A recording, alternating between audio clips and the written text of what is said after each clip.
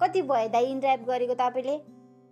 त्यस्तै 3-4 वर्ष जति चाहिँ भयो होला मैले इनड्राइभ गरेको। ए इनड्राइभ नै चलाउनुहुन्छ कि अरू एप्स पनि चलाउनुहुन्छ नि तपाईँले? इनड्राइभ नै प्रायः जस्तो चलाउँछु मैले चाहिँ, किन भन्दाखेरि इनड्राइभमा सर्भिस फीहरू पनि राम्रो छ, अनि मजाको प्राइसहरू पनि छ। तपाईँहरूले बढाउन पनि पाइन्छ र हामीले पनि बढाउन पनि पाइन्छ, तपाईँहरूले घटाउन पनि पाइन्छ। त्यही भएर अलिकति राम्रो चाहिँ छ। ए त्यो त हो, अरूमा त सिधै प्राइस सेट हुन्छ, बार्गेनिङ गर्नु पनि पाउँदैन। हो नि। कति जति कमाइ हुन्छ नि दिनमा दाइ?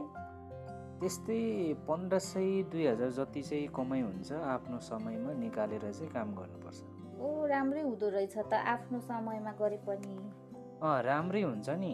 अब आफ्नो समयमा गर्नु पाइयो, आफ्नो तरिकाले हिँड्न पाइयो।